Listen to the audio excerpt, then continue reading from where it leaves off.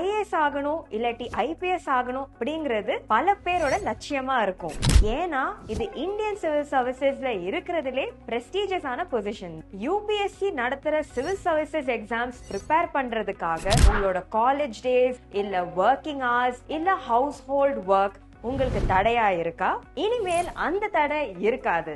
ஏன்னா veranda IAS இப்போ ஒரு ஆன்லைன் ஈவினிங் பேட்ச் ஆரம்பிக்க போறாங்க. சோ நீங்க எங்க இருந்தாலுமே இந்த கோர்ஸை அட்டெண்ட் பண்ணலாம். இதுல பாத்தீங்கன்னா எக்ஸ்பர்ட் ஃபேக்கல்டிஸ் உங்களுக்கு கிளாஸஸ் நடத்துவாங்க, உங்களுக்கு டெஸ்ட் சீரீஸ் இருக்கும், மென்டார்ஷிப் சப்போர்ட் இருக்கும். அண்ட் வித் ஆல் திஸ் நீங்க ப்ராப்பர் கைடன்ஸோட UPSC எக்ஸாமை கான்ஃபிடென்ட்டா கொடுக்கலாம். இந்த கோர்ஸ் பத்தி தெரிஞ்சுக்க கீழே இருக்கிற லிங்கை கிளிக் பண்ணி உங்க டீடைல்ஸை ரெஜிஸ்டர் பண்ணிக்கோங்க.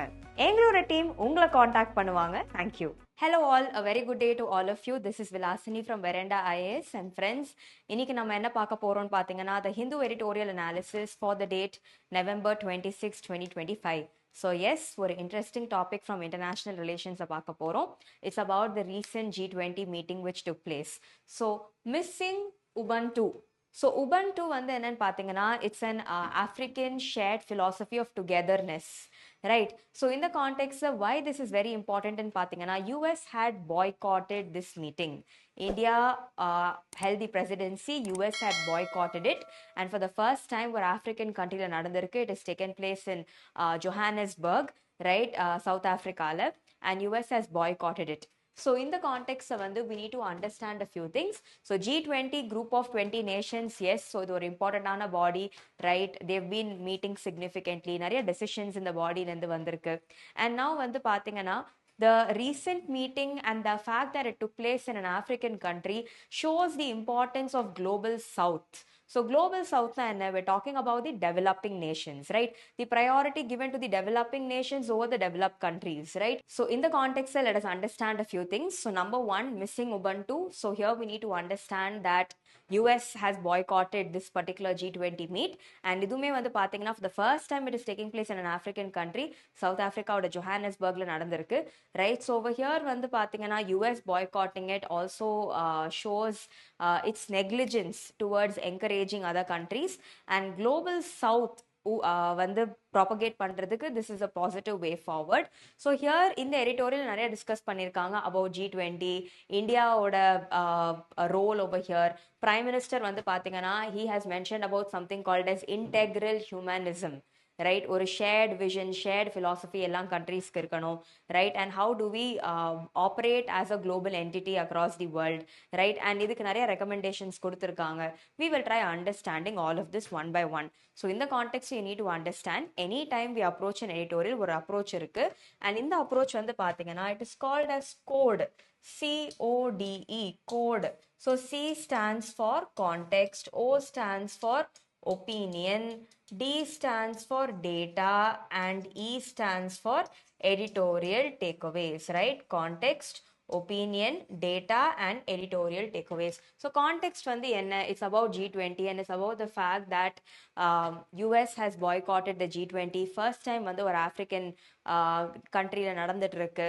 Talking about opinion, right? Author in the context G20 oda significance enna, right? And here US oda absence enna denote பண்ணும், right? There's not much data over here, and the major takeaways is IR angle பார்க்கும்போது G20 current positioning of G20, India oda role in spearheading important groupings like G20, right? And here India oda recommendations enna, இது எல்லாமே we can understand.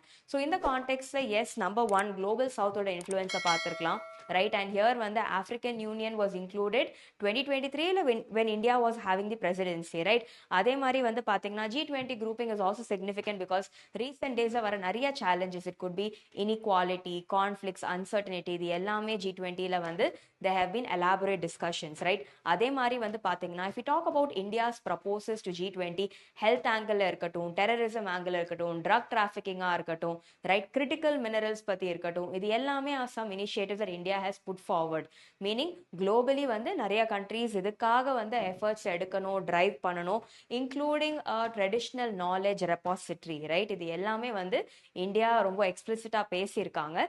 at the same time பாத்தீங்கன்னா on the lob side, right? right? Here there was not much discussion on terrorism, right? So here பாத்தீங்கன்னா that is also important because India பாத்தீங்கன்னா as a country we have a complete zero tolerism towards terrorism, right? Zero tolerance towards terrorism. அது நம்ம ரொம்ப ஸ்ட்ராங்கா we stand by it. அதே மாதிரி பாத்தீங்கன்னா US not being absent on it, US being absent from the G20 also undermines the role of a global player, correcta? And here பாத்தீங்கன்னா south African கண்ட்ரிஸாகவும் இருக்கட்டும், இந்த அப்பர்தைட் ரேசிசம்னால ரொம்பவே பாஸ்ட்ல எஃபெக்ட் ஆயிருக்காங்க. ஸோ கண்ட்ரிஸ் லைக் யூஎஸ் இதுலேருந்து ஆப்சென்ட்டாக இருக்கும்போது it's a question mark because going forward upcoming இயர்ஸில் when a country like US might take over the presidency, multilateralism is under question. Diversity is under question. Respect for global south is under question mark, correcta? So இது எல்லாமே significantly highlight பண்ணிருக்காங்க. All these are just perspectives. நீங்க answers எழுதும் போது somewhere it can enhance the quality of your answer and it will help add value.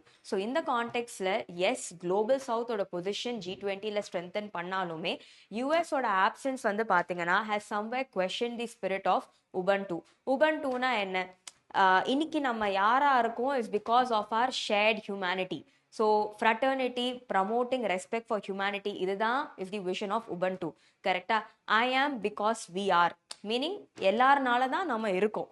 So இந்த விஷனே ஒரு question பண்ற மாதிரி ஒரு சுச்சுவேஷன் கிரியேட் ஆயிருக்கு, right? So over here what we need to understand is unity weaken ஆயிருக்கு. But at the same time பாத்தீங்கன்னா going forward in a fragmented geopolitical order இந்தியாவோட stance என்னன்னு பாத்தீங்கன்னா multilateralism and strategic autonomy. So இந்த மாதிரியான groupings சரி, India has always tried to promote an upper hand global peace காகவும், right, global stability காகவும், global southக்கு ஒரு voice-ஆ India has always stood by, right? So overall these are the perspectives of this particular editorial, right? Thank you. I hope the discussion was useful. All the very best. IAS ஆகணும் இல்லாட்டி IPS ஆகணும் அப்படிங்கிறது பல பேரோட லட்சியமா இருக்கும். ஏன்னா இது Indian civil சர்வீசஸ்ல இருக்கிறதுலே பிரஸ்டீஜியஸான பொசிஷன். UPSC நடத்துற சிவில் சர்வீசஸ் எக்ஸாம்ஸ் ப்ரிப்பேர் பண்றதுக்காக உங்களோட காலேஜ் டேஸ் இல்ல ஒர்க்கிங் ஹவர்ஸ் இல்ல ஹவுஸ் ஹோல்ட் ஒர்க் உங்களுக்கு தடையா இருக்கா? இனிமேல் அந்த தடை இருக்காது. ஏன்னா வெரண்டா IAS இப்போ ஒரு ஆன்லைன் ஈவினிங் பேட்ச் ஆரம்பிக்க போறாங்க. சோ நீங்க எங்க இருந்தாலுமே இந்த கோர்ஸை அட்டெண்ட் பண்ணலாம். இதுல பாத்தீங்கன்னா எக்ஸ்பர்ட் ஃபேக்கல்டிஸ் உங்களுக்கு கிளாஸஸ் நடத்துவாங்க, உங்களுக்கு டெஸ்ட் சீரீஸ் இருக்கும், மென்டார்ஷிப் சப்போர்ட் இருக்கும். அண்ட் வித் ஆல் திஸ் நீங்க ப்ராப்பர் கைடன்ஸோட UPSC எக்ஸாம கான்ஃபிடென்ட்டா கொடுக்கலாம். இந்த கோர்ஸை பத்தி தெரிஞ்சுக்க கீழே இருக்கிற லிங்கை கிளிக் பண்ணி உங்க டீடைல்ஸை ரெஜிஸ்டர் பண்ணிக்கோங்க. எங்களோட டீம் உங்களை காண்டாக்ட் பண்ணுவாங்க. Thank you. Veranda IAS, where your dream becomes reality.